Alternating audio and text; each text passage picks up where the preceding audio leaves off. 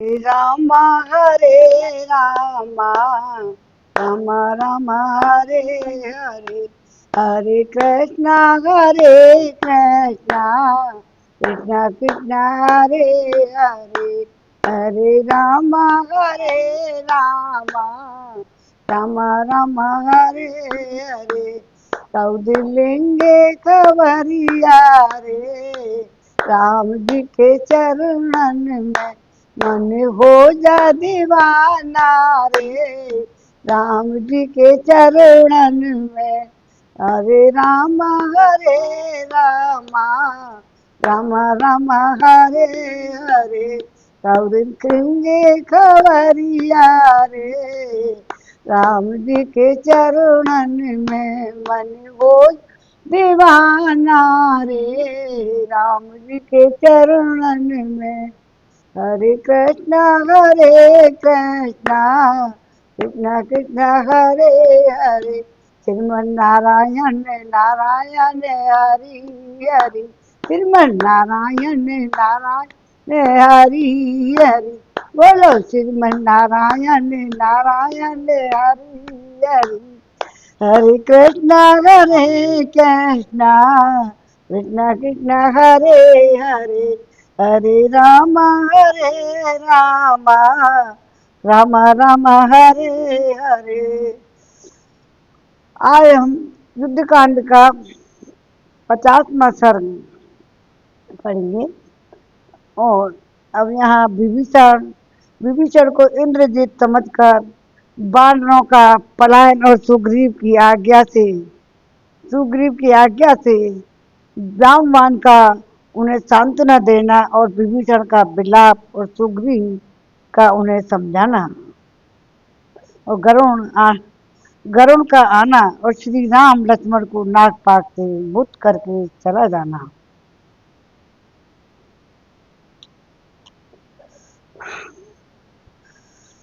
आना और श्री राम लक्ष्मण को नागपाश से मुक्त करके चला जाना। आज के सर्ग में उस समय महातेजस्वी महाबली बानर राज सुग्रीव ने पूछा, बानरों, जैसे जल में बवंडर की मारी हुई नौका डगमगाने लगती है, उसी प्रकार जो ये हमारी सेना सहसा व्यथित हो उठी है, इसका क्या कारण है। सुग्रीव को यह बात सुनकर बालीपुत्र अंगद ने कहा, क्या आप श्री राम और महारथी लक्ष्मण की दशा नहीं देख रहे हैं। ये दोनों वीर महात्मा दशरथ कुमार रक्त से भीगे हुए बाण सैया पर पड़े हैं और बाणों की समूह से व्याप्त हो रहे हैं। तो इस समय तब बानरराज सुग्रीव ने पुत्र अंगद से कहा, बेटा, मैं ऐसा नहीं मानता कि सेना में अकारानी भगदड़ मच गई है। किसी न किसी भय के कारण ऐसा होना चाहिए।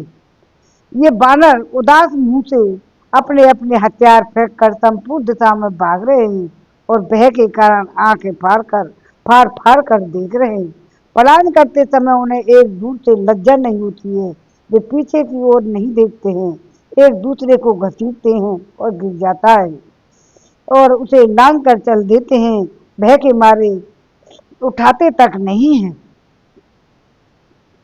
इसी बीच वीर विभीषण हाथ में गदा लिए वहां आ पहुंचे और उन्होंने विजय सूचक आशीर्वाद देकर सुग्रीव तथा श्री रघुनाथ जी को अमृत की कामना की।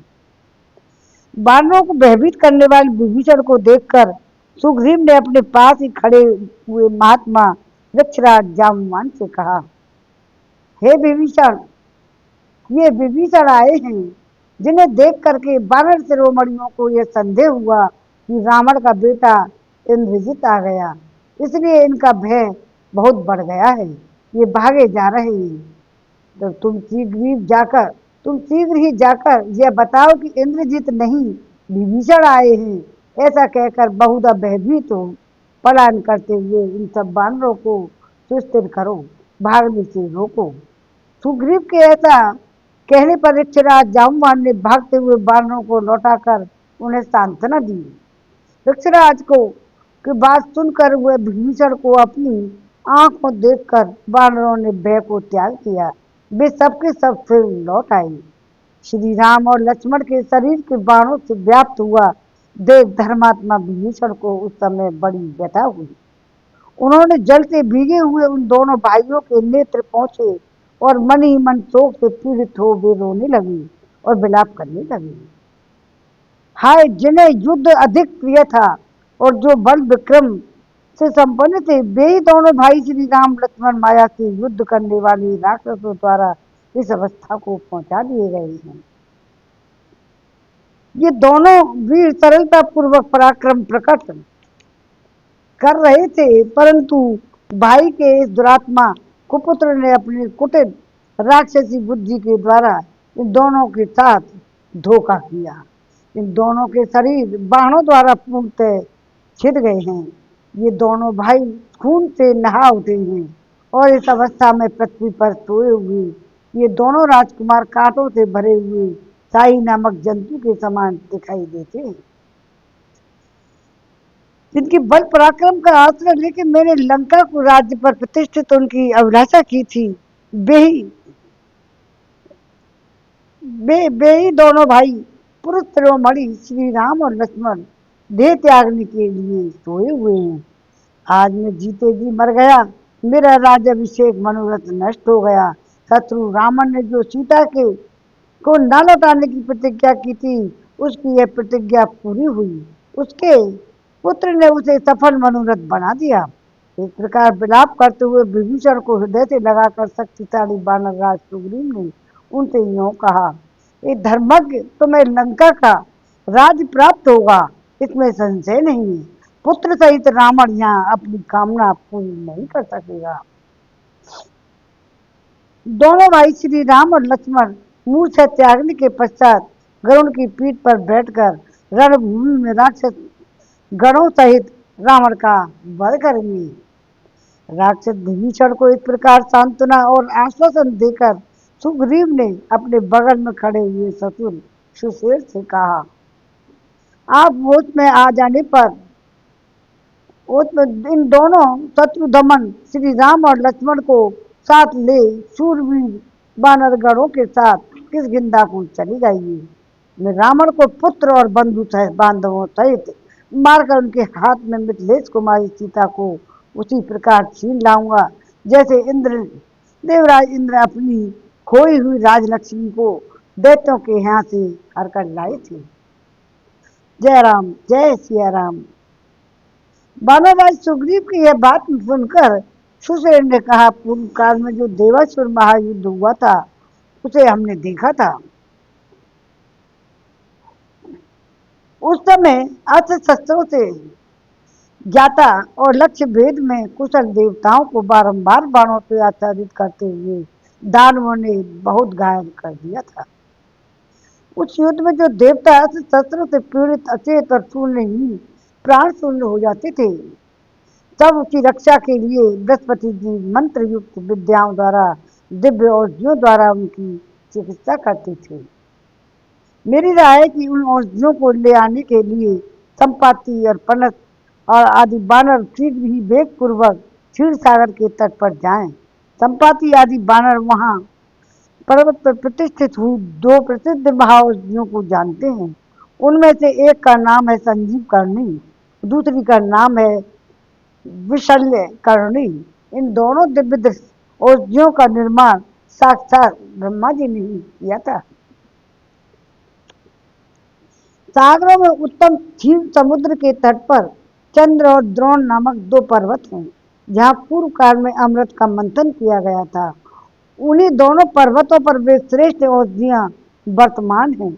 महासागर में देवता ही उन दोनों पर्वतों को प्रतिष्ठित किया था। राजन, ये वायुपुत्र हनुमान उन दिव्य औषधियों को लाने के लिए कहाँ वहाँ जाएं। औषधियों को लाने की वार्ता वहाँ चली रही थी कि जोर से वायु प्रकट हुई और मेघों की घटा गिर गई और बिजलियां चमकने लगी।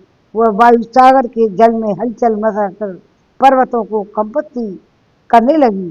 गरुड़ के पंख से उठी हुई प्रचंड वायु ने संपूर्ण द्वीप के बड़े बड़े वृक्षों को डालियां तोड़ डाली और उन्हें लवण समुद्र के जल में गिरा दिया।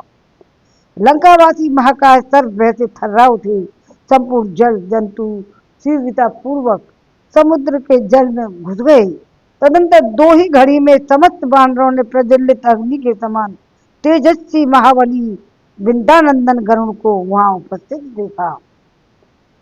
उन्हें आया देख जिन महाबली नागों ने बाण के रूप में आकर उन दोनों महापुरुषों को बांध रखा था, वे सब के सब वहां से भाग खड़े हुए। तत्पश्चात गरुड़ ने उन दोनों रघुवंशी बंधुओं को स्पर्श करके अभिनंदन किया और अपने हाथों से उनके चंद्रमा के समान कांतिमान मुखों को पहुंचा। गरुड़ जी का स्पर्श प्राप्त होते ही श्री राम और लक्ष्मण के सारे घाव भर गए और उनके शरीर तत्काल ही सुंदर कांति युक्त और गिद्ध हो गए। उनमें तेज वीर बल ओज उत्साह दृष्टि शक्ति बुद्धि और स्मरण शक्ति आदि महान गुण पहले से भी दुगनी हो गई। फिर महातेजस्वी गरुड़ ने उन दोनों भाइयों को जो साक्षात इंद्र के समान थे उठाकर अपने हृदय से लगा लिया। श्री राम ने प्रसन्न होकर उनसे कहा,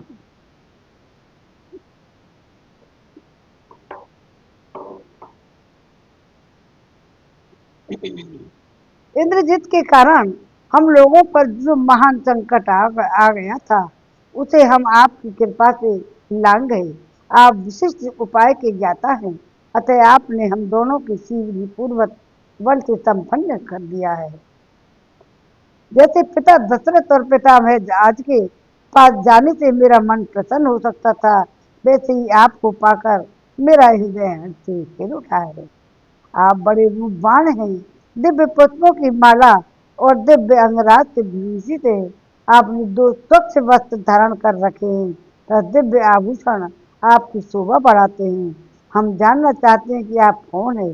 सर्वज्ञ होते हुए भी भगवान ने मानव भाव का आश्रय लेकर मनुष्य लीला कर रहे हैं और गरुड़ से इस प्रकार प्रश्न किया। तब महातेजस्वी महाबली भगवान तो अंतर्यामी है और फिर जानते हैं, लेकिन उन्होंने मनुष्य लीला करनी है और मनुष्य लीला के लिए उनके द्वारा तो अपने आप भी कुछ न कुछ करके नहीं उठ जाते, लेकिन उन्होंने भगवान की जो नागपाश को जो वरदान दे रखी थी इसलिए उनके वरदान के वशीभूत होकर बंध गए थे। तब महातेजस्वी महाबली पक्षीराज विनीतानंदन गरुड़ ने मन ही मन प्रसन्न हो आनंद के आंसुओं से भरे हुए नेत्र वाले श्री राम से कहा,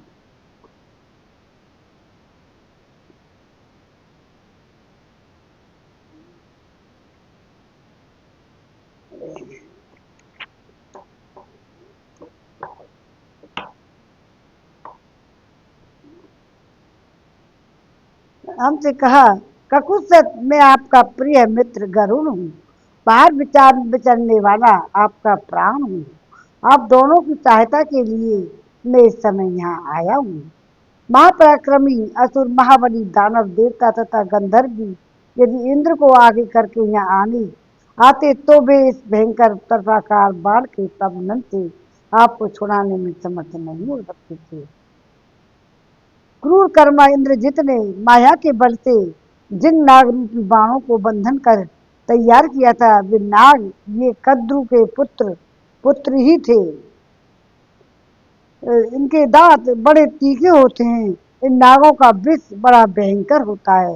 ये राक्षस की माया के प्रभाव से बाण बनकर आपके शरीर में लिपट गए थे। धर्म के ज्ञाता सत्य पराक्रमी श्री राम सम्रांगण में शत्रुओं का संहार करने वाले अपने भाई लक्ष्मण के साथ ही आप बड़े सौभाग्यशाली हैं जो अनायास ही इस नागपाश से मुक्त हो गए। मैं देवताओं के मुख से आप लोगों के नागपाश के बंधने का समाचार सुनकर बड़ी उतावली के साथ यहाँ आया हूँ और हम दोनों में जो स्नेह है उससे प्रेरित हो है कि मित्र धर्म का पालन करता हुआ सहसा पहुँचा हूँ। आकर के मैंने इस महाभयंकर बाण बंधन से आप दोनों को छुड़ा दिया। अब आपको सदा ही सावधान रहना चाहिए। समस्त राक्षस स्वभाव से ही संग्राम में कपट पूर्वक युद्ध करने वाले होते हैं, परंतु शुद्ध भाव वाले आप जैसे सूरवीरों की का सरलता ही बल है। इसलिए इस दृष्टांत को सामने रखकर आपको रणक्षेत्र में राक्षसों का कवि विश्वास नहीं करना चाहिए, क्योंकि राक्षस सदा ही कुटिल होते हैं, ये विश्वास करने लायक नहीं होती। ऐसा कहकर महाबली गरुड़ ने उस समय परम स्नेही श्री राम को हृदय से लगाकर उनसे जाने की आज्ञा लेने का विचार किया। बोले, शत्रुओं पर दया करने दिखाने वाले धर्मज्ञ मित्र रघुनंदन, अब मैं सुखपूर्वक यहाँ से प्रस्थान करूंगा, इसके लिए आपकी आज्ञा चाहता हूँ। वीर रघुनंदन, मैंने जो अपने अपने को आपका सखा बताया है, इसके विषय में आपको अपने मन में कोई कौतूहल नहीं करना चाहिए। आप युद्ध में सफलता प्राप्त कर लेंगे, पर मेरे इस साख्य भाव को स्वयं समझ लेंगे। आप समुद्र की लहरों के समान अपने बाणों की परंपरा से लंका की ऐसी दिशा कर देंगे कि यहाँ केवल बालक और बूढ़े ही शेष हो जाएंगे। इस तरह अपने शत्रु रावण का संहार करके आप सीता को अवश्य प्राप्त करेंगे। मुक्त्वा वचनम सुपर्ण है शीघ्र विक्रम है रामम च नीरजम कृत्या मध्ये तेषाम वनोपसामम प्रदक्षिणम ततः कृत्या पृष्ठवच्य च वीरवान जगमगा आकाशवाच्य माविष्य सुपर्ण पवनो यथा। ऐसी बातें कहकर शीघ्रगामी एवं शक्तिशाली गरुड़ ने श्री राम को निरोग करके उन बानरों के बीच में उनकी परिक्रमा की और उन्हें हृदय से लगाकर वे अपनी वायु समान गति से आकाश में चली गई। श्री राम और लक्ष्मण निरोग हुआ देख इस समय सारे बानर युद्धपति सिंहनाद करते हुए पूंछ हिलाने लगे। फिर तो बानरों के डंक के पीछे मृदंग बजाए शंखनाद किए गए, हर्षोल्लास से भरकर पहले की भांति वे गर्जन और तान ठोकने लगे। दूसरे पराक्रमी बानर जो वृक्षों और पर्वत शिखाओं को लेकर हाथ में लेकर युद्ध करते थे, नाना प्रकार के वृक्ष उखाड़ कर लाखों की संख्या में युद्ध के लिए खड़े हो गए। जोर जोर से गरजते और निशाचरों को डराते हुए सारे बानर युद्ध की इच्छा से लंका के दरवाजों पर आकर डट गए। उस समय वो बानर युद्धपतियों का बड़ा भयंकर एवं शूल सिंहनाद सब और गूंजने लगा, मानो ग्रीष्म ऋतु के अंत में आधी रात के समय गरजते हुए मेघों की गंभीर गर्जना सब और व्याप्त हो गई। जय राम, जय सिया राम। 50वां सर्ग पूरा हुआ। अब युद्ध कांड का, वाल्मीकि रामायण का युद्ध कांड चल रहा है। अब युद्ध कांड का 51वां सर्ग पढ़ेंगे। हरे राम राम राम हरे हरे, हरे कृष्ण कृष्ण कृष्ण हरे हरे, कौंडिल्य खबरिया रे, राम जी के चरणन में मन हो जा दीवाना रे, राम जी के चरणन में। अब छोटा सा भजन गा लें। मन धीर धरो घबराओ नहीं, भगवान मिलेंगे कभी न कभी। मन धीर धरो घबराओ नहीं, भगवान मिलेंगे कभी न कभी, भगवान मिलेंगे कभी न कभी। फूलों में नहीं कलियों में नहीं, फूलों में नहीं कलियों में नहीं, कांटों में मिलेंगे कभी न कभी, कांटों में मिलेंगे कभी न कभी। मन धीर धरो घबराओ नहीं, भगवान मिलेंगे कभी न कभी, भगवान मिलेंगे कभी न कभी। सूरज में नहीं चंदा में नहीं, सूरज में नहीं चंदा में नहीं, तारों में मिलेंगे कभी न कभी, मन धीर धरो घबराओ नहीं, भगवान मिलेंगे कभी न कभी, घाटों में नहीं, गंगा में नहीं, यमुना में नहीं, गंगा में नहीं, यमुना में नहीं, लहरों में मिलेंगे कभी न कभी, मन धीरे धरो घबराओ नहीं, भगवान मिलेंगे कभी न कभी, बागों में नहीं, खलियानों में नहीं, बागों में नहीं, खलियानों में नहीं, जंगल में मिलेंगे कभी न कभी, मन धीर धरो घबराओ नहीं, भगवान मिलेंगे कभी न कभी, मंदिर में नहीं, मस्जिद में नहीं, मंदिर में नहीं, मस्जिद में नहीं, गुरुद्वारे में मिलेंगे कभी न कभी, मन धीर धरो घबराओ नहीं, भगवान रहेंगे कभी न कभी, मथुरा में नहीं,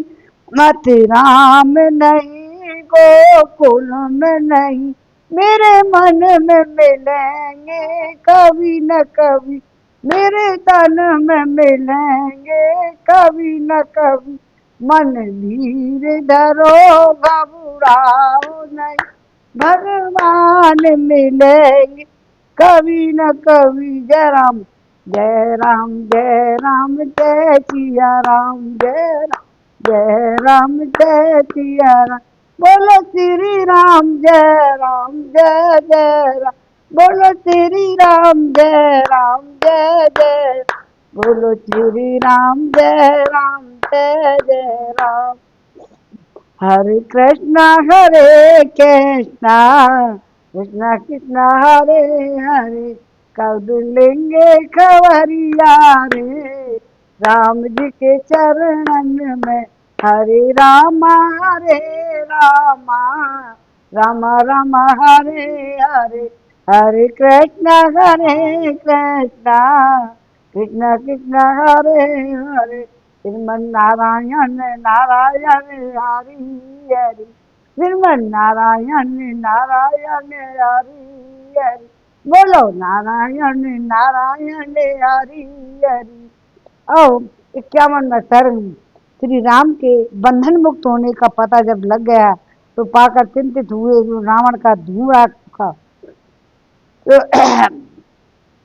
धूम्राक्ष को युद्ध के लिए भेजना और सेना सहित धूम्राक्ष का नगर से बाहर आना। अब उसको चिंता लग गई कि तकिंदे हो गई, ये कैसे हो गई, कैसे हुआ, क्या हुआ, रावण के यहाँ टहल का मच गया है। उस समय विभीषण गर्जना करते हुए महाबली बानरों का हुए तुम नाद राक्षसों सहित रावण ने जब सुना, मंत्रियों के बीच में बैठे हुए रावण ने जब वह स्निग्ध गंभीर होश व उच्च स्वर से किया हुआ सिंहनाद जब सुना, तब वह इस प्रकार बोला, इस समय गरजते हुए मेघों के समान जो अधिक हर्ष में भरे हुए बहुसंख्यक बानरों का ये कौतूहल प्रकट हो रहा है, इससे स्पष्ट जान पड़ता है कि रावण को भारी हर्ष प्राप्त हुआ है, इससे संशय नहीं है। तभी सब बारंबार की गई गर्जना के एक खारे पानी का समुद्र विक्षुब्ध हो उठा है, परंतु ये दोनों भाई श्री राम और लक्ष्मण तो तीखे बाणों से बंधे हुए हैं। इधर ये महान हर्षनाद भी हो रहा है जो मेरे मन में शंका से उत्पन्न कर रहा है। रावण के मन में मंत्रियों से ऐसा कहकर राक्षस राज रावण ने अपने पास ही खड़े हुए राक्षसों से कहा, तुम लोग शीघ्र ही जाकर इस बात का पता लगाओ कि शोक का अवसर उपस्थित होने पर ही इन सब बानरों का हर्ष हर्ष का कौन सा कारण प्रकट हो गया है। रावण के इस प्रकार के आदेश देने पर राक्षस घबराए हुए और परकोटों पर चढ़ गए। महात्मा सुग्रीव के द्वारा पालित बानर सेना की ओर देखने लगे। जब वह मालूम हुआ कि महाभाग श्री राम और लक्ष्मण अत्यंत भयंकर नागरूपी बाणों के बंधन से मुक्त हो गए हैं, तब समस्त राक्षसों को बड़ा ही दुख हुआ। उनका हृदय भय से थर्रा उठा। वे अब भयानक राक्षस पर परकोटों से उतरकर उदास हो राक्षस राज रावण की सेवा में उपस्थित हुए। बातचीत की कला में कुशल थे, उनके मुख पर दीनता छा रही थी। उन निशाचरों ने वह सारा प्रिय समाचार रावण को कह सुनाया, यथावत रूप से सुना दिया। वे बोले, महाराज, कुमार इंद्रजित ने जिन राम और लक्ष्मण दोनों भाइयों को युद्ध स्थल में नाग रूपी बाणों के बंधन से बांधकर हाथ हिलाने में भी असमर्थ कर दिया था, वे गजराज के समान पराक्रमी दोनों भी जैसे हाथी रस्से को तोड़कर स्वतंत्र हो जाए, उसी तरह बाण बंधन से मुक्त हो सम्रांगण में खड़े दिखाई देते हैं। उनका यह वचन सुनकर महाबली राक्षस राज रावण चिंता और शोक के वशीभूत हो गया और उसका चेहरा उतर गया। वह मनी मन सोचने लगा, जो विषधर सर्पों के समान भयंकर वरदान में प्राप्त हुए और अमोघ थे, जिनका तेज सूर्य के समान था, उन्हीं के द्वारा युद्ध स्थल में इंद्रजित ने उन्हें बांध दिया था, और वो मेरे दोनों शत्रु यदि इस अस्त्र शस्त्र अस्त्र बंधन में पढ़कर भी उससे छूट गए, तब तो अब मैं अपनी सारी सेना संशय संशयपन्न हो देखता हूँ।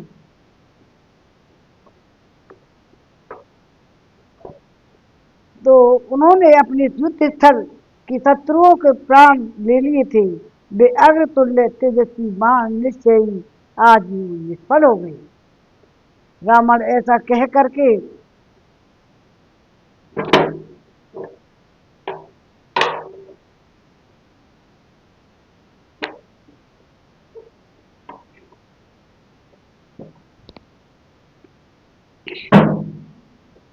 और तेजस्वी बाण निश्चय ही अनेक उनके निष्फल हो गए हैं। ऐसा कहकर अत्यंत कुपित हुआ रावण और फुफकारते हुए सर्प के समान जोर जोर से सांस लेने लगा और राक्षसों के बीच में धूम्राक्ष नामक निशाचर से बोला, भयानक पराक्रम जी, तुम राक्षसों की बहुत बड़ी सेना लेकर बानरों सहित राम का वध करने के लिए शीघ्र यहाँ से पधारो, जाओ। बुद्धिमान राक्षस राज के इस प्रकार आज्ञा देने पर धूम्राक्ष ने उसकी परिक्रमा की और तुरंत ही राजभवन से बाहर निकल आया।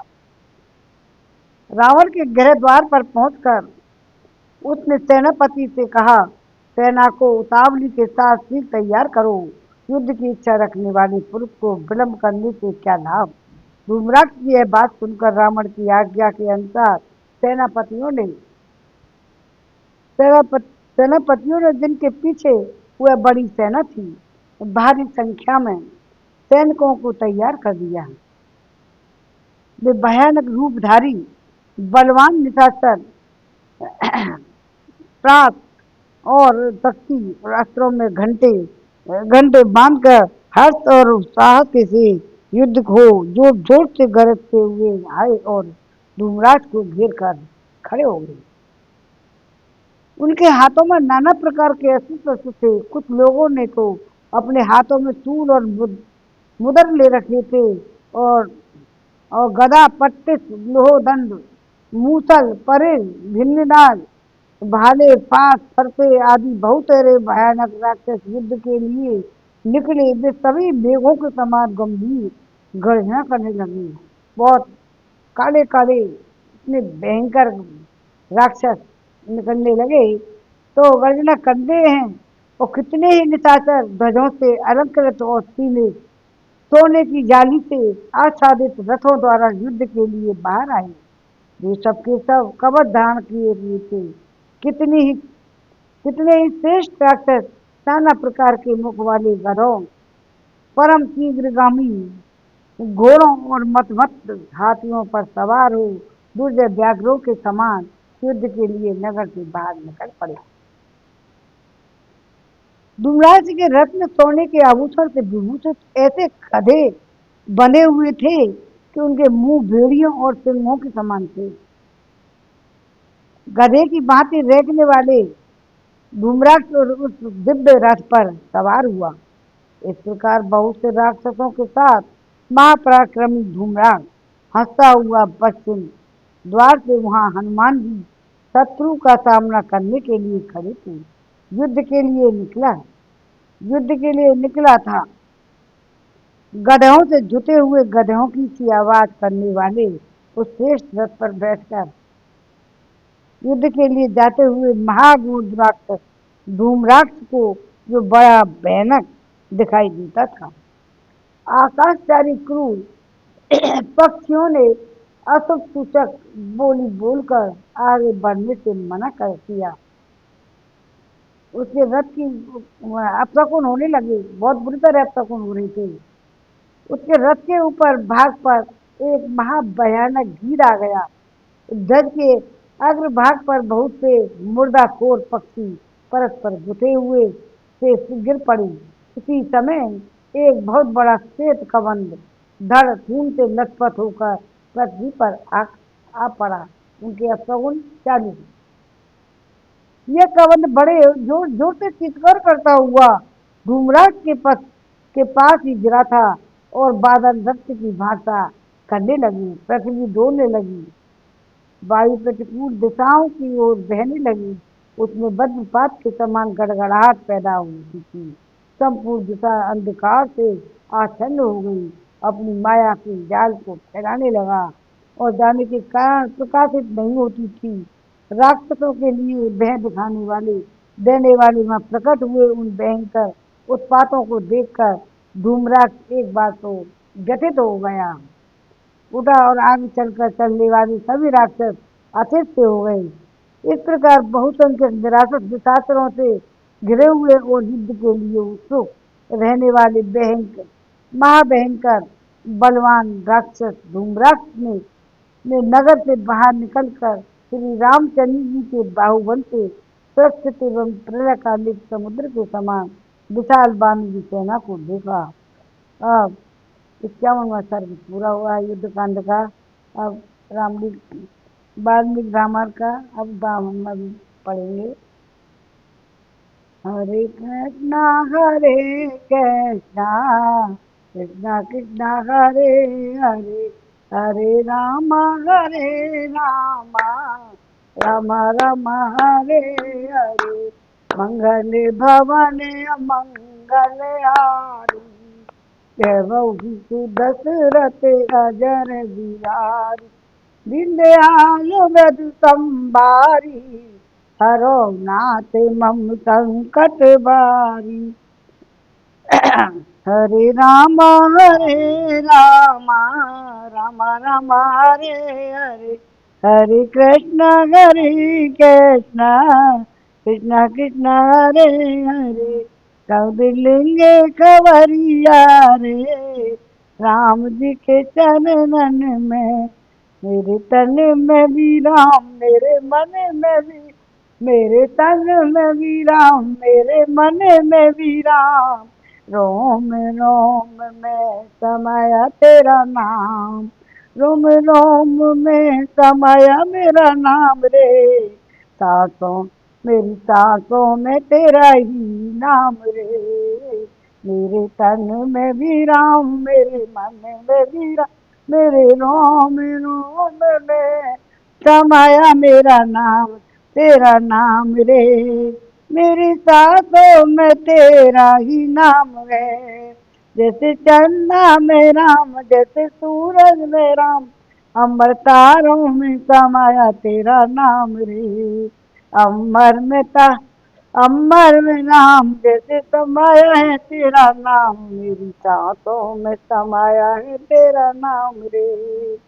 बीरिन के राम जैसे मीरा के राम, बीरिन के राम जैसे मीरा के राम, नर नारी में समाया तेरा नाम रे। मेरी सांसों में तेरा ही नाम है। जैसे सीता के राम, वैसे राधा के श्याम, पते पते समाया है तेरा नाम रे, पते पते पे समाया है तेरा नाम रे, मेरी सांसों में तेरा ही नाम रे, मेरी सांसों में तेरा ही नाम रे, जैसे अहिल्या में राम, जैसे द्रौपदी के राम, पत्थर में समाया मेरा राम रे, मेरी सांसों में तेरा ही नाम रे, मेरी सांसों में तेरा ही नाम रे, मेरे चलने में भी राम, मेरे मरने में भी राम, मेरे रोम रोम में समाया मेरा राम रे। जय राम, जय सिया राम। बामन में सर धूम्राक्ष का युद्ध और हनुमान जी के द्वारा उसका वध। अब युद्ध चलेगा, कुछ न कुछ युद्ध कांड बहुत बड़ा है, युद्ध कांड नहीं चल रहा है, बहुत इतना सारा युद्ध कांड है ये। उस समय बानरों बहकर पराक्रमी शासक धूमराज को निकलते देख युद्ध की इच्छा रखने वाले समस्त बानर हर्ष और उत्साह से भरकर उससे निनाद करने लगे। उस समय उन बानरों और राक्षसों में अत्यंत ही भयंकर युद्ध छिड़ गया। वे घोर वृक्षों और सूलों और पदरों से एक दूसरे को चोट पहुंचाने लगे। राक्षसों ने चारों ओर से घोर बानरों को काटना आरंभ किया। बानरों ने भी राक्षसों को वृक्षों से मार मार कर उनको धराशाही कर दिया। क्रोध से भरे हुए राक्षसों ने अपने कंक पत्र युक्त सीधे जाने वाले घोर और सीधे बाणों से बानरों को गहरी चोट पहुंचाई। राक्षसों द्वारा भयंकर गदाओं और पट्टिकों, कूट मुद्रों, घोर परिगों और हाथ में लिए हुए विचित्र त्रिशूलों से विदीर्ण किए जाते हुए महाबली बानर अमर जनित उत्साह से निर्भय की भांति मान कर्म करने लगे। बाणों की चोट से उनके शरीर में छेद हो गए थे, सूलों की बाढ़ से देह विदूर हो गई थी। इस अवस्था में उन बानर पतियों ने हाथों में वृक्ष और शिलाएं उठाई। उस समय उनका वेग बड़ा भयंकर था। वे जोर जोर से गर्जना करने लगे और जहां तहां वे वीर राक्षसों को पटक पटक कर मारने लगे और मथने लगे। उनके नामों की भी वे घोषणा करने लगे, मार मार कर ये मर गया, वो मर गया, ये मारा, वो मारा। नाना प्रकार के चलाओं की ओर बहुत सी शाखाओं वाले वृक्षों से प्रहार से वहां बानरों और राक्षसों में घोर एवं अद्भुत युद्ध होने लगा। विजय उल्लास से सुशोभित होने वाले बांधवों ने कितने ही राक्षसों को मसल डाला, कितने ही रक्त भोजी राक्षस उनकी मार खा खा कर अपने मुख से रक्त वमन करने लगे। कुछ राक्षसों की पसलियां ही उभार दी गई, कितने ही बच्चों को चोट खा खा कर ढेर हो गई, किन्हीं का पत्थरों की चोटों से खून और चूरन बन गया, कितने ही दांतों से विदीर्ण कर दिए गए बंदरों ने अपने दांतों से खा करके, कितने कितनों की तो ध्वज खंडित होकर मसल डाली गई, तलवारें छीन कर नीचे गिरा दी गई, रथ चौपट कर दिए गए। इस प्रकार दुर्दशा में पड़कर बहुत से राक्षस व्यथित हो गए और बानरों के चलाए हुए पर्वत शिखरों से कुचल डाले गए। पर्वताकार गजराजों और घोड़ों और घुड़सवारों से यह सारी रणभूमि फट गई, फट पट गई और भयानक पराक्रम प्रकट करने वाले वेगशाली बानर उछल उछल कर अपने पंजों से राक्षसों के मुंह नोच लेते और विधि कर देते। उन राक्षसों के मुखों पर विषाद छा गया, उनके बाल सब ओर से बिखर जाते, रक्त की गंध से मूर्छित होकर पृथ्वी पर पड़ जाते थे। दूसरे भीषण पराक्रमी राक्षस अत्यंत क्रुद्ध हो अपने वज्रदृष्ट कठोर तमाचों से मारते हुए वहां बानरों पर दावा करते थे। प्रतिपक्षी की वेग पूर्वक गिराने वाले उन राक्षसों का बहुत से अत्यंत वेगशाली बानरों ने लातों और मुख और दांतों और वृक्षों की मार से कचूमर निकाल दिया। अपनी सेना को बानरों द्वारा भगाई गई देख भागाई गई देख राक्षस शिरोमणि धूम्राक्ष ने युद्ध की इच्छा से सामने आए हुए बानरों का रोषपूर्ण संहार करना आरंभ किया। कुछ बानरों को उसने भारों से बांध दिया, कान दिया, गांठ दिया, और जिससे जो खून की धारा बहने लगी। कितने ही बानर उसके मुद्रों से मुद्रों से आहत होकर, मुद्राओं नहीं मुद्रों मुद्रों से होकर धरती पर लौट गए। कुछ बानर परगों से कुचल डाले गए, कुछ बिंदी बानों से चीर दिए गए, कुछ पट्टिकों से मथे गए, जाकर व्याकुल हो अपने प्राणों से हाथ धो बैठे। कितने ही बानर राक्षसों द्वारा मारे जाने जाकर खून से लथपथ हो पृथ्वी पर सो गए। कितने ही क्रोध से भरे हुए राक्षसों द्वारा युद्ध स्थल में खदेड़े जाने पर कहीं तक भाग कर छिप गए। कितने ही हृदय विदीर्ण हो गए, कितने ही एक करवट से सुला दिए गए। युद्ध भयंकर युद्ध होने लगा।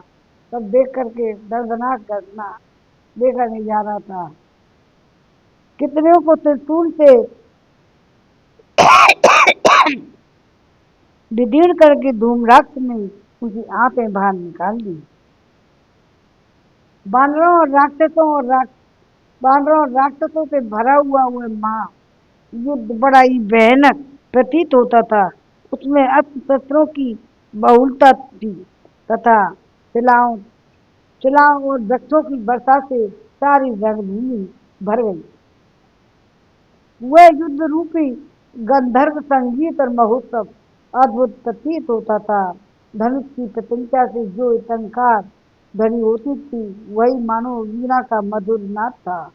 हिचकियां ताल का काम देती थी और मंद मंद स्वर से घायलों को जो कराहना होता था, वही गीत का स्थल ले रहा था।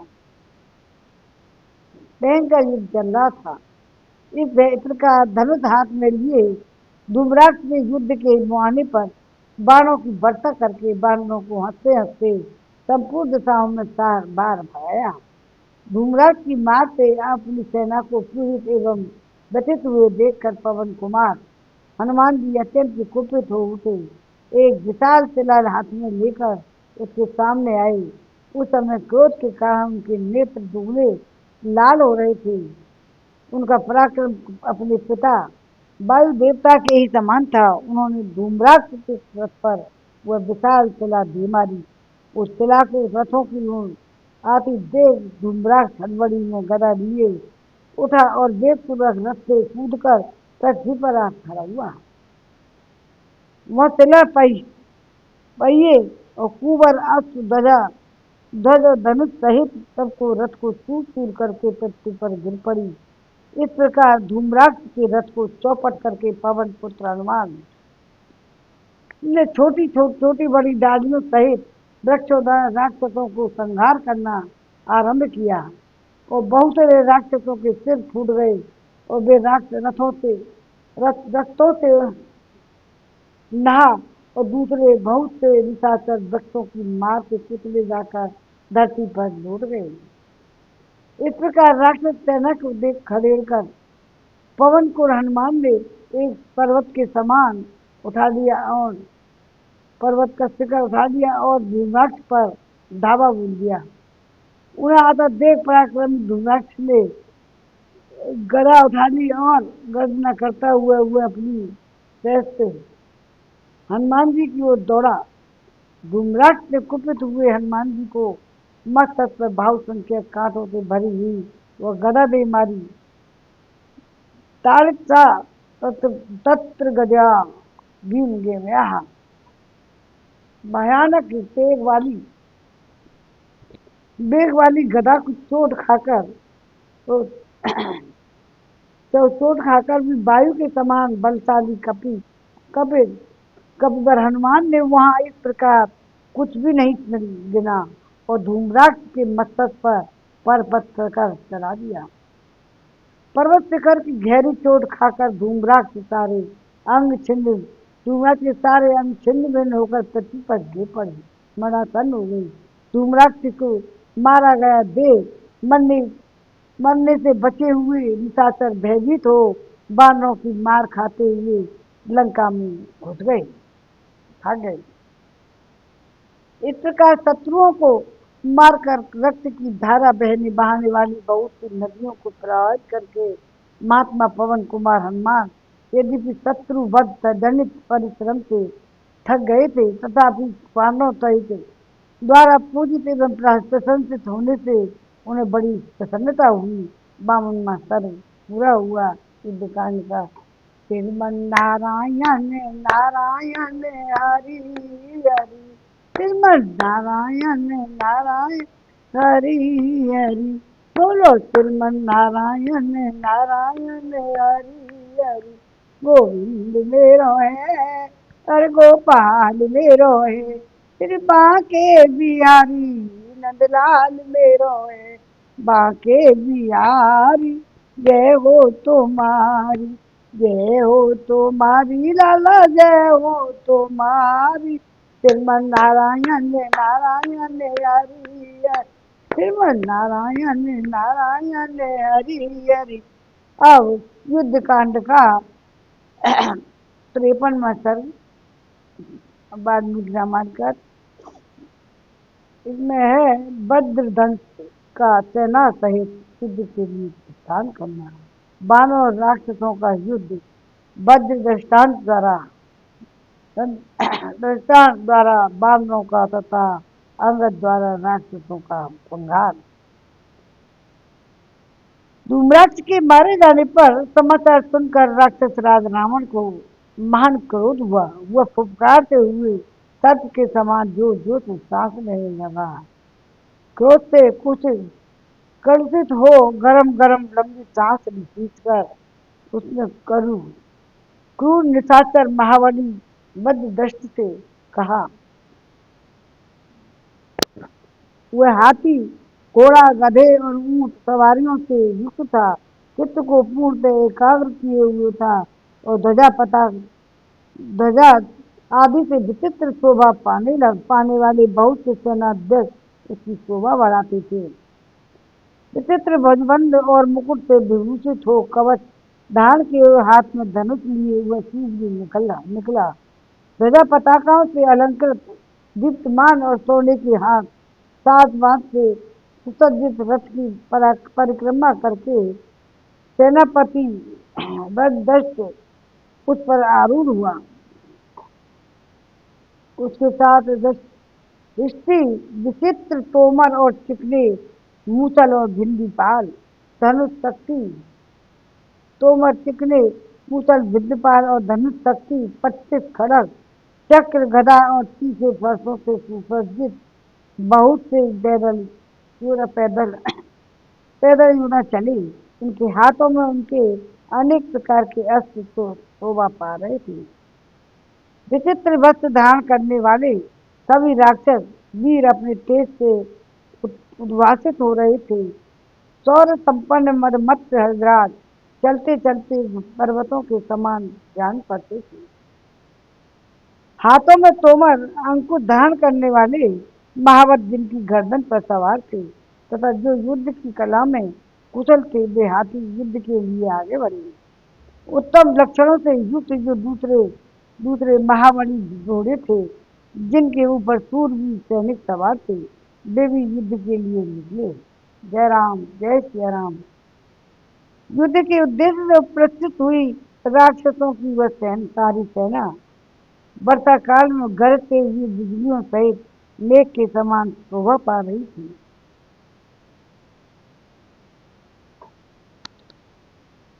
वह सेना लंका के दक्षिण द्वार में निकली, जहाँ बानर युद्धपति अंगद राह रोके खड़े हुए थे। उधर से निकलते उन राक्षसों के सामने अब सूचक अशुभ अशुभ सूचक अपशकुन होने लगी। मेघ रहित आकाश तत्काल दुस्सह उल्कापात होने लगी। भयानक गीदड़ मुंह से आग की ज्वाला उगलते हुए ऐसी बोली बोलने लगी। घोर पशु ऐसी बोली बोलने लगे कि जिससे राक्षसों की संहार की सूचना मिल रही थी। युद्ध के लिए आते हुए योद्धा बुरी तरह लड़खड़ाकर गिर जा पड़ते थे। इससे उनकी बड़ी दारुण अवस्था हो जाती थी। उन उत्पात सूचक लक्षणों को देखकर भी महाबली वज्र दृष्टन ने धैर्य नहीं छोड़ा। वह तेजस्वी और वीर युद्ध के लिए उत्सुक होकर निकला। तीव्र गति से आते हुए उन दानवों को देखकर विजयलक्ष्मी से सुशोभित होने वाले बानर बड़े जोर जोर से गर्जना करने लगे और उन्होंने अपने सिंहनाद से संपूर्ण दिशाओं को भिजा दिया। तदंतर भयानक रूप धारण करने वाले घोर बानरों का राक्षसों के साथ तुमुल युद्ध आरंभ हुआ। दोनों दलों के योद्धा एक दूसरे का वध करना चाहते थे। वे बड़े उत्साह से युद्ध के लिए निकले और निकलते हो, परंतु देह और गर्दन कट जाने से युद्ध पृथ्वी पर गिर पड़ते थे। उस समय उनके सारे अंग रक्त से भीग जाते थे। युद्ध से कभी पीछे न हटने वाले परेख जैसी बाहों वाले कितने ही सूरवीर एक दूसरे को निकट पहुंचकर परस्पर नाना प्रकार के अस्त्रों का प्रहार करते थे और उस समय युद्ध स्थल में प्रयुक्त होने वाले वृक्ष और शिलाओं और शस्त्रों का महान एवं घोर शब्द जब कानों में पड़ता था, वह हृदय को विदीर्ण कर देता था। वह रथ के पहियों को गड़गड़ाहट, धनुष के भयानक शंका शंका तो शंखा शंख भेरी और मृदंगों का शब्द एक एक में मिलकर बड़ा भयंकर प्रतीत होता था। कुछ योद्धा अपने हथियार फेंक कर भाई युद्ध करने लगते, थप्पड़ों और लातों और घूंसों और मुक्कों से करने लगे। चूर चूर हो गए। दुर्मुद बानरों ने किलाओं से मार मार कर कितने ही राक्षसों का चूरा बना दिया। उस समय बददृष्ट अपने बाणों की मार से बानरों को अत्यंत भयभीत करता हुआ तीनों लोगों को संहार के लिए उठे हुए पासधारी यमराज के समान रणभूमि पर विचरने लगा। साथ ही क्रोध से भरे हुए नाना प्रकार के अस्त्र लिए अन्य अस्त्र वेत्ता बलवान राक्षस भी बानर सेनाओं का रणभूमि में संहार करने लगे।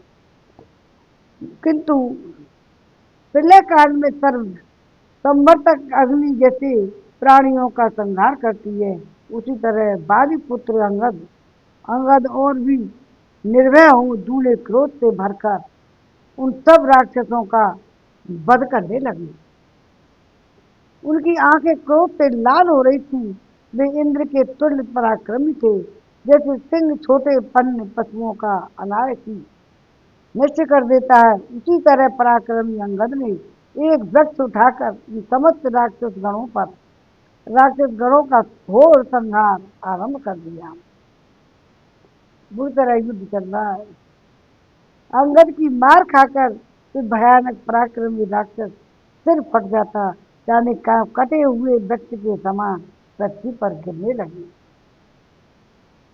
उस समय रथों और चित्र विचित्र ध्वजों और घोड़ों राक्षसों बानरों के शरीरों और रक्त की धाराओं से भर जाने के कारण रणभूमि बड़ी ही भयानक जान पड़ती थी। बहुत दर्दनाक स्थान बन गया था। रणभूमि तो रणभूमि है। योद्धाओं के हार केयत बाजू बंद वस्त्र और शस्त्रों से अलंकृत हुई रणभूमि शरद काल की भांति रात्रि के समान शोभा पाती थी। अंगद के वेग से वहां वह विशाल राक्षस सेना उस समय उसी तरह कांपने लगी जैसे वायु के वेग से मेघ कंपित हो उठता है। बहुत दुखी से हो गए। रावण की सेना में हमारे भगवान का एक भजन कर लें। और ये 53वां सर्ग पूरा हुआ। युद्ध चल रहा है। युद्ध में तो ऐसा ही कैसा खेल रचाया है, मंगल भवन अमंगल हारी, तबहु तो दशरथ अजर बिहारी। मंगल भवन अमंगल हारी, तबहु तो दशरथ अजर बिहारी। दीन दयाल भज संभारी, हरनाथ मम संकट भारी। प्रभु कैसा खेल रचाया है, मेरी समझ नहीं आया है। प्रभु कैसा खेल रचाया है, ये मेरी समझ नहीं आया है। तूने आकाश बनाया है, नहीं खम्बा एक लगाया है, ये मेरी समझ नहीं आया है। ये आकाश बनाया है, ये मेरी समझ नहीं आया है। तूने इतने पेड़ बनाए, तूने इतने पेड़ बनाए, तू बीज कहाँ से लाया है। ये प्रभु कैसा खेल रचाया है, ये मेरी समझ नहीं आया है। ये मेरी समझ नहीं आया है। तूने इतने फूल खिलाए, तूने इतने फूल खिलाए, तू रंग कहाँ से लाया है, तू रंग कहाँ से लाया है। प्रभु कैसा खेल रचाया है, ये मेरी समझ नहीं आया है। तूने कितने इंसान बनाए हैं, तूने कितने इंसान बनाए, तू सांस कहाँ से लाया है, ये मेरी समझ नहीं आया है, ये मेरी समझ नहीं आया है। तूने चांद और तार बनाए, तूने चांद और तार बनाए, तूने कैसे इनको चिपकाया है। प्रभु कैसा खेल रचाया है, ये मेरी समझ नहीं आया है। हरे रामा, हरे रामा, रामा रामा राम, हरे हरे। राम की लीला राम जाने। जय हो प्रभु। अब 54वां सर्ग। 54वां सर्ग युद्ध कांड का, वाल्मीकि रामायण का, वाल्मीकि रामायण का 54वां सर्ग युद्ध कांड। वज्र दृष्ट और अंगद का युद्ध, अंगद के हाथ से उस निशाचर का वध होना। अंगद के अंगद के पराक्रम से अपनी सेना का संहार होता देख महाबली राक्षस बददृष्ट अत्यंत ही कुपित हो उठा। वह इंद्र के वज्र के समान तेजस्वी अपना भयंकर धनुष खींचकर बानरों की सेना पर बाणों की वर्षा करने लगा। उसके साथ अन्य प्रधान प्रधान शूरवीर राक्षस भी रथों पर बैठकर हाथों में तरह तरह के हथियार लिए युद्ध संग्राम में जो युद्ध संग्राम भूमि में युद्ध करने लगे। बानरों में भी जो विशेष शूरवीर थे, वे सभी बानर शिरोमणि अब सब ओर से एकत्र हो हाथों में सिलाए लिए जूझने लगे। मतवाले हाथी के समान विशालकाय बानरों ने राक्षसों पर अनेकानेक पर्वत, वृक्ष और बड़ी बड़ी शिलाएं गिराई, जिसमें पीठ न दिखाने वाले और उत्साह पूर्वक जूझने वाले शूरवीर बानरों और राक्षसों का यह युद्ध उत्तरोत्तर बढ़ता ही गया। किन्हीं के सिर फूटे तो किन्हीं के हाथ कट गए, किन्हीं के पैर कट गए। बहुत से योद्धाओं के शरीर शस्त्रों से आघात से पीड़ित हो रक्त से नहा गए। बानर और राक्षस दोनों ही धराशायी हो गए। उन पर कंक गीध और कौवे टूट पड़े। गिदड़ों की जमातें छा गईं। वह जिनके मकसद कट गए थे, ऐसे धड़ धड़ सब और उछलने लगी, जो भीड़ स्वभाव वाले सैनिकों को भयभीत करते थे। योद्धाओं की कटी हुई भुजाएं, हाथ, सिर और शरीर के मध्य भाग पृथ्वी पर पड़े हुए थे। बानर और राक्षस दोनों ही दलों के लोग वहां धराशायी हो रहे थे। बहुत भयंकर युद्ध था, देखने लायक नहीं। बहुत दर्दनाक युद्ध। तत्पश्चात दोनों ओर से तत्पश्चात कुछ ही देर में बानर सैनिकों के प्रहारों से पीड़ित हो सारी निशाचर सेना बद दृश्य के देखते देखते भाग चली। बानरों की मार से राक्षसों को भयभीत हुआ देख प्रतापी बद दृश्य की आंखें क्रोध से लाल हो गईं। वह हाथ में धनुष ले बान सेना को भयभीत करता हुआ उसके भीतर घुस गया और सीधे जाने वाले कंक पत्र युक्त बाणों द्वारा कंकड़ पत्र युक्त बाणों द्वारा शत्रुओं को विदीर्ण करने लगा। अत्यंत क्रोध से भरा हुआ वह प्रतापी भद्रदृष्ट वहां एक एक प्रहार से 5, 10, 7, 8 और 9 बानरों को घायल कर देता था। इस तरह उसने बानर सैनिकों को गहरी चोट पहुंचाई। बाणों से जिनके शरीर छिन्न भिन्न हो गए थे ते समस्त बानरगण भयभीत हो अंगद को अंगद की ओर दौड़े मानो प्रजापति की शरण में जा रही है। उस समय बानरों को भागते हुए देख बालकुमार अंगद ने अपनी ओर देखते हुए मध्यदष्ट को क्रोध पूर्वक देखा। फिर तो मध्यदष्ट और बांगद अत्यंत कुपित हो एक दूसरे से देख पूर्वक युद्ध करने लगे। जो दोनों लोग भूमि में बाघ और मतवाले हाथी के समान विचर रहे थे। उस समय बजदर्श ने महाबली बाली पुत्र अंगद के मन में स्थानों में अग्नि शिखा के समान तेजस्वी 1,00,000 बाण मारी। उससे उनके सारे अंग लहूलुहान हो उठे थे। तब भयानक पराक्रमी महाबली बाली को मान ने वन दृष्टा पर एक वृक्ष जलाया।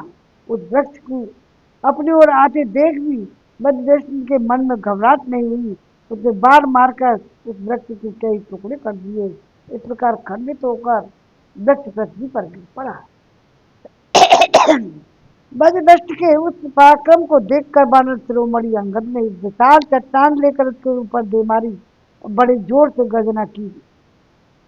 उस चट्टान को आती देख वो पराक्रमी राक्षस बिना किसी घबराहट के रथ से कूद पड़ा और केवल गदा हाथ में लेकर पृथ्वी पर खड़ा हो गया। अंगद की फेंकी हुई चट्टान उसके रथ पर पहुंच गई और युद्ध के मुहाने पर उसके पहिए कुंवर आदि घोड़ों सहित उसके रथ को तत्काल चूर कर दिया। तत्पश्चात भारत वीर अंगद ने वृक्षों से अलंकृत दूसरा विशाल शिखर अपने हाथ में लेकर उसे वज्रदष्ट के मस्तक में दे मारा। वज्रदष्ट की उसकी चोट से मूर्छित हो गया और एक बमन और रक्त बमन करने लगा और वह गदा को हृदय से लगाए 2 घड़ी तक अचेत पड़ा रहा। केवल उसकी सांस चलती रही। होश में आने पर उसे निशाचर ने अत्यंत कुपित हो सामने खड़े हुए बाली पुत्र को छाती में गदा से प्रहार किया। फिर गदा त्याग कर वह मुक्के से युद्ध करने लगा। ये बानर और राक्षस दोनों वीर एक दूसरे को मुक्कों से मारने लगे। दोनों ही बड़े पराक्रमी थे। परस्पर जूझते हुए मंगल एवं बुद्ध के समान जान पड़ते थे। आपस के प्रहारों से पीड़ित हो दोनों ही थक गए और मुंह से रक्त बमन करने लगे। तत्पश्चात परम तेजस्वी बानर शिरोमणि अंगद एक वृक्ष उखाड़ कर खड़े हो गए और वहां से उसे वृक्ष संबंधी फल फूलों के कारण स्वयं भी फल और फूलों से युक्त दिखाई देते थे। उधर दृष्ट वृषभ के चर्म की बनी हुई ढाल सुंदर और विशाल तलवार ले ली और तलवार एक छोटी छोटी सी घंटियों से जाल से आच्छादित और चमड़े की गिरनान से सुशोभित थी। उस समय परस्पर विजय की दीक्षा रखने वाले थे बानर और राक्षस सुंदर विचित्र पैतरे बदलते हुए गरजते हुए एक दूसरे पर चोट करने लगे। भयंकर युद्ध होने लगा। दोनों घावों से दोनों के घावों रक्त की धारा बहने लगी तो खिले हुए पलाश वृक्षों के समान शोभा पाने लगी। लड़ते लड़ते थक जाने के कारण दोनों ने ही पृथ्वी पर घुटने टेक दिए। किंतु पलक मारते ही कपश्रेष्ठ अंगद उठकर खड़े हो गए। उसके नेत्र रोज से उद्दीप्त हो उठे थे और वे डंडे की चोट खाए हुए सर्प के समान उत्तेजित हो रही थी। महाबली बाल कुमार ने अपनी निर्मल एवं तेज धार वाली चमकीली तलवार से बजदष्ट का विशाल मस्तक काट डाला। जय राम, जय सिया राम। खून से लथपथ शरीर वाले राक्षस का वह खड़क से कटा हुआ सुंदर मस्तक, जिसके नेत्र लट गई, धरती पर गिरकर ही दो टुकड़े विभक्त हो गया। बस दृश्य को मारा गया देख राक्षसों में भय भय से अचेत हो गए। वे बानरों की मार खाकर भय के मारे लंका में भाग गए। उनके मुख पर विषाद छा गया था। वे बहुत दुखी हुई। लज्जा के कारण उन्होंने अपना मुंह कुछ नीचा कर दिया। वज्रधारी इंद्र के समान प्रतापी महाबली बाली कुमार अंगद उस निशाचर बद्रदस्त को मारकर वानर सेना में सम्मानित हुए। देवताओं से घिरे हुए सहस्त्र सहस्त्रधारी इंद्र के समान बड़े हर्ष को प्राप्त किए। जय राम, जय सिया राम। मंगल भवन मंगलहारी, उमा सहित जय जपत पुरारी। दीन दयाल ब्रज संबारी, हरनाते मम संकट भारी। मंगल भवन मंगलहारी, देवौ दशरथ अजर बिहारी। मंगल भवन हरे रामा, राम राम हरे हरे, हरे कृष्णा कृष्णा कृष्णा हरे हरे। कम लेंगे खबरिया रे, राम जी के चरणन में। मंदिर में सोए हनुमान जी, कोई जाके जगा दो। हनुमान जी के लोग मंदिर में सोए हनुमान जी, कोई जाके जगा दो। जाके जगा दो। ब्रह्मा जगाए विष्णु जगाए, ब्रह्मा जगाए और विष्णु जगाए, लक्ष्मी जगाए बारंबार, कि कोई जाके जगा दो। मंदिर में सोए हनुमान, कोई जाके जगा दो। कोई जाके जगा दो। भूले जगाए गणपति जगाए, भूले जगाए गणपति जगाए, गौरा मैया जगाए बारंबार।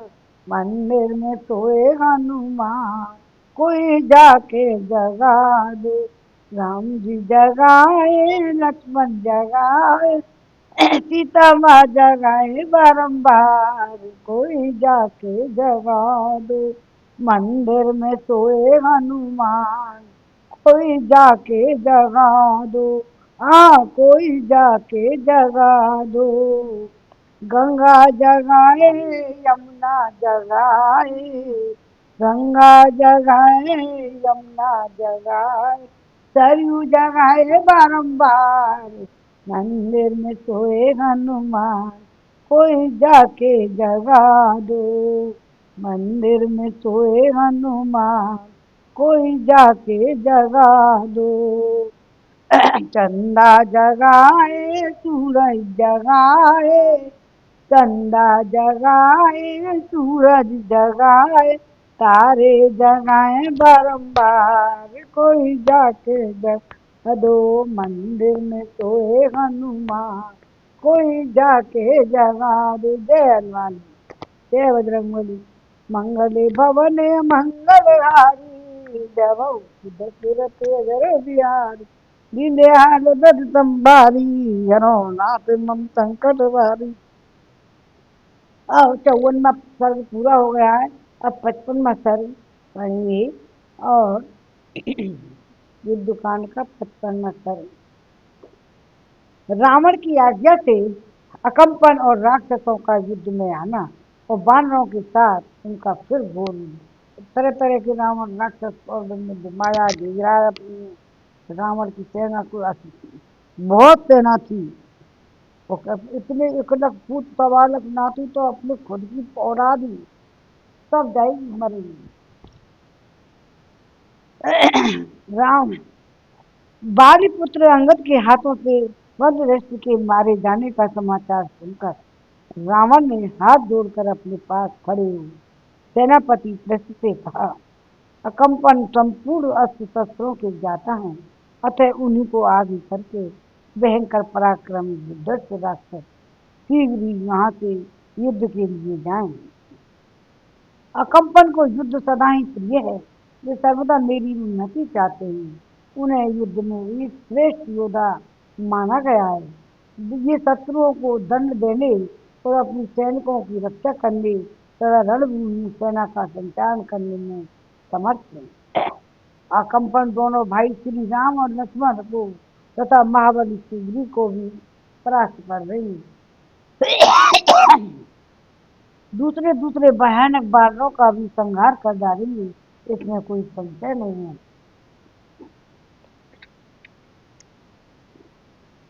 रावण की उस आज्ञा को से उद्धार करके शीघ्र पराक्रमी महाबली सेनाध्यक्ष ने उस समय युद्ध के लिए सेना भेजी। सेनापति से प्रेरित हो भयानक नेत्रों वाले मुख्य मुख्य भयंकर राक्षस नाना प्रकार के अस्त्र शस्त्र लिए नगर से बाहर निकले। उसी समय तपे हुए सोने से विभूषित विशाल रथ पर आरूढ़ हो घोर राक्षसों से घिरा हुआ अकम्पन भी निकला। वह मेघ के समान विशाल था, मेघ के समान ही उसका रंग था और मेघ के ही तुल्य उसकी गर्जना थी। महासमर में देवताएं उसे कंपित नहीं कर सकते थे, इसलिए वह अकम्पन नाम से विख्यात था और राक्षसों में सूर्य के समान तेजस्वी था। उसके नाम ही अकम्पन। रोता देश में से भरकर युद्ध की इच्छा से धावा करने वाले अकम्पन के रथ में जुटे हुए उन घोड़ों का मन अकस्मात 3 भाव से प्राप्त हो गया है। यद्यपि अकम्पन युद्ध का अभिनंदन करने का अकम्पन कंधे सिंह के समान पुष्ट थे, उसका पराक्रम व्याघ्र के समान था। वह पूर्वोक्त उत्पातों की कोई परवाह न करके रणभूमि की ओर चला। जिस समय वह राक्षसों द्वारा दूसरे राक्षसों के लंका से निकला, उस समय ऐसा महान कोलाहल हुआ कि युद्ध में हलचल सी मच गई। उस महान कोलाहल से बानरों की वह विशाल सेना भी भयभीत हो गई। युद्ध के लिए उपस्थित हो वृक्षों और शैल चक्रों का प्रहार करने वाले उन बानरों और राक्षसों में महाभयंकर युद्ध होने लगा। श्री राम और रावण के निमित्त आप त्याग के लिए उद्यत हुए समस्त सूरवीर अत्यंत ही बलशाली और पर्वत के समान विशालकाय थे। बानर और तथा राक्षस एक दूसरे के वध की इच्छा से वहां एकत्र हुए और युद्ध स्थल पर आकर के अत्यंत ही वेगशाली थे और कोलाहल करने करते थे। एक दूसरे के लक्ष्य करके क्रोध पूर्वक गर्जना करते थे। उनका महान शब्द सुदूर तक सुनाई देता था। बानरों और राक्षसों द्वारा उड़ाई गई लाल रंग की धूल बड़ी भयंकर जान पड़ती थी। उसी दसों दिशाओं को आश्चर्य कर लिया था। पर उड़ाई हुई धूल दूर हिलते हुए रेशमी वस्त्र समान पांडु वर्ण को दिखाई देती थी। उसके द्वारा सम्रांगण में समस्त प्राणी ढक गए थे, अतः बानर राक्षसों में देख नहीं पाते थे। उस धूल से आच्छादित होने के कारण ध्वज पताका ढोल घोड़ा अस्त्र शस्त्र रथ कोई भी वस्तु दिखाई नहीं देती थी। उस गर्ज से उन गर्जना से दौड़ते हुए प्राणियों का महाभयंकर युद्ध स्थल सबको सुनाई पड़ता था, परंतु उनके रूप नहीं दिखाई देते थे। अंधकार से आच्छादित हुए युद्ध स्थल में अत्यंत कुपित हुए बानर सैन बानरों पर प्रहार करते कर बैठे थे तथा राक्षसों को ही मारने लगते।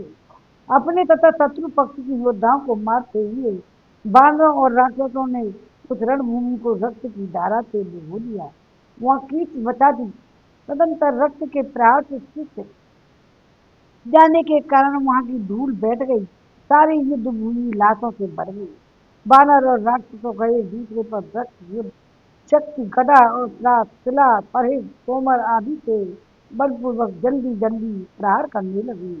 भयंकर कर्म करने वाले बानर अपनी परिध के समान भुजाओं द्वारा पर्वताकार राक्षसों के साथ युद्ध करते हुए रणभूमि में मारने लगे। उधर राक्षस लोग भी अत्यंत कुपित हो हाथों को प्राण त्रास और पीठ तोमर लिए अत्यंत भयंकर शत्रुओं द्वारा बानरों का बड़ करने लगे। इस समय अधिक रोष से भरा हुआ राक्षस सेनापति कंपन भयानक पराक्रम प्रकट करने लगा। वानर भी बलपूर्वक आक्रमण करके राक्षसों के अस्त्र शस्त्र छीनकर बड़े बड़े वृक्ष और सेनाओं द्वारा सुदूर करने लगे। इस समय में वानर युद्ध कुमुद नल नैन और दुर्भिक्ष ने कुपित हो अपना परम उत्तम वेग प्रकट किया। बहुत भयंकर युद्ध हो रहा है। उन महावीर बनर शिरोमणियों ने युद्ध के मुहाने हुए वृक्ष द्वारा खेल खेल में राक्षसों का बड़ा भारी संहार कर दिया। उन सब ने नाना प्रकार के अस्त्र शस्त्रों द्वारा राक्षसों को भली भांति मत डाला। जय राम जय सिया राम 55वां सर्ग पूरा हुआ। अभी अकंपन का वध नहीं हुआ है। अगले सर्ग में अकंपन का 56वें सर्ग में हनुमान जी के द्वारा अकंपन का वध होगा। हनुमान जी का हमने गा ही लिया है। अब मंगल भवन अमंगल हारी देवऊ सुदशरथ अजर विहारी दीन दयाल जग संभारी हर नाथ मम संकट भारी। हरे कृष्ण हरे मुरारी हे नाथ नारायण वासुदेवा श्रीमन नारायण नारायण नारायण भजमन नारायण नारायण नारायण श्रीमन नारायण नारायण नारायण।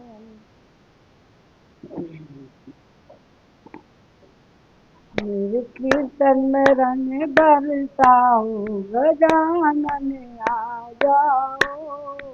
मेरे कीर्तन में रंग बरसाओ गजानन आ जाओ। आओ जी गजानन आओ मेरे कीर्तन में रंग बरसाओ।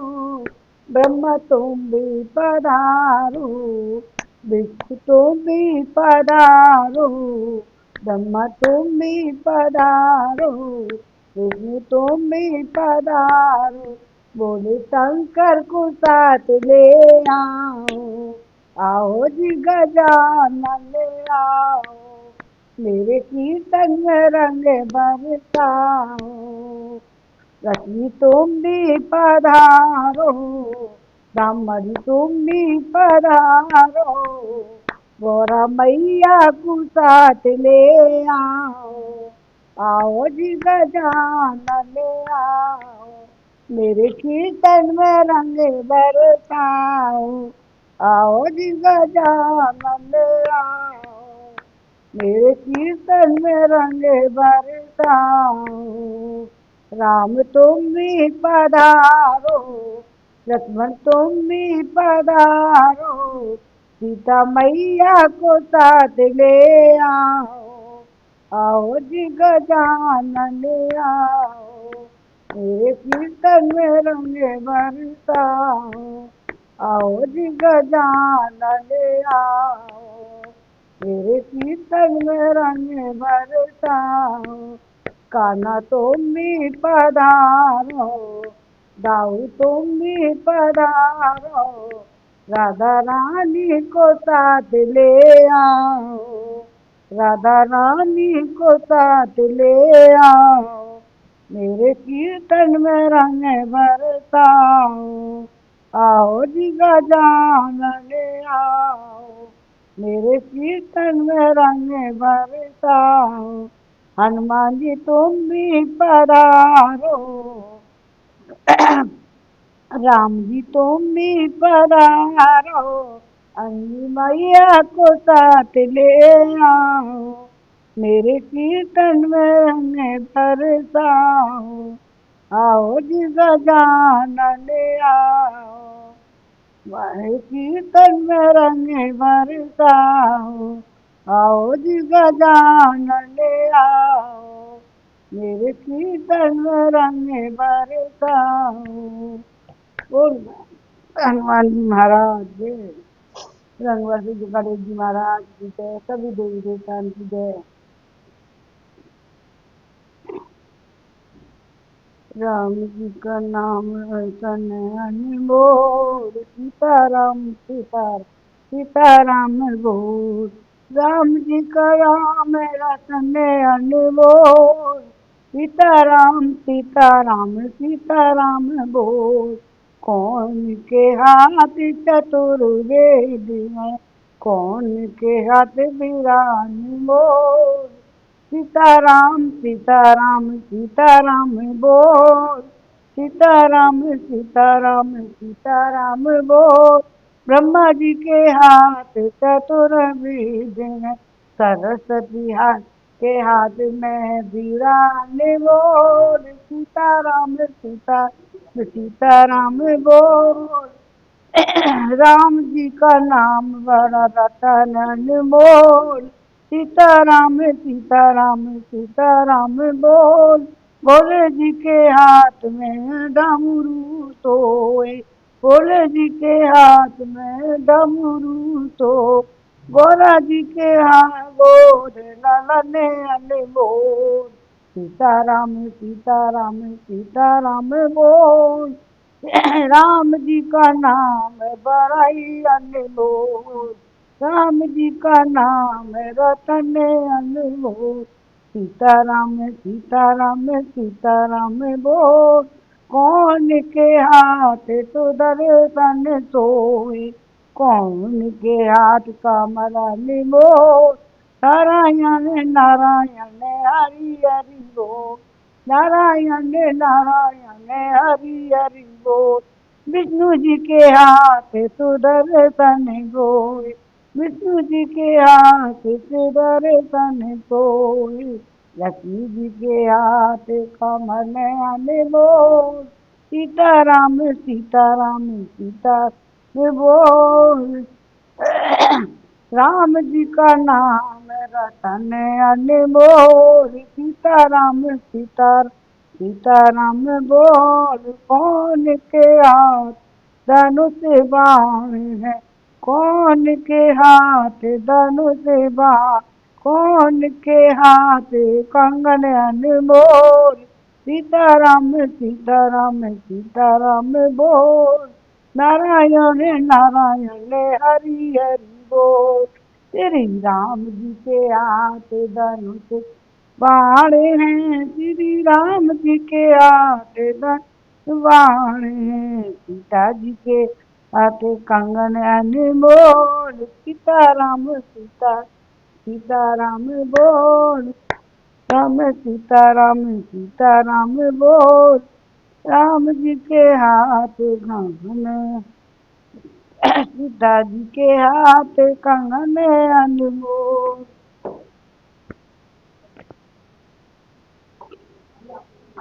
आरती श्री रामायण जी की कीरति कलित ललित सियपी की गावत ब्रह्मादिक मुनि नारद वाल्मीकि विज्ञानी विशारद सुख सनकादि शेष हर सारद वरन पवन सुत कीरतनी की। आरती श्री रामायण जी की कीरति कलित ललित सियपी की संतन गावत शंभु भवानी असुघट संभव मुनि विज्ञानी।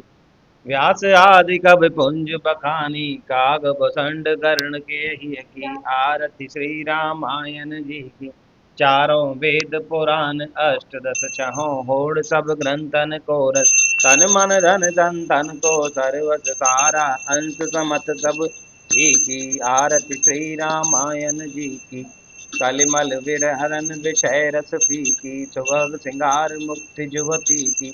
हरन रोग भव भूरि अमी की तात मात सब विधि तुलसी की। आरती श्री रामायण जी की कीरत कलित ललित सियपी की। बोल सियापति रामचंद्र की जय। जय श्री राम।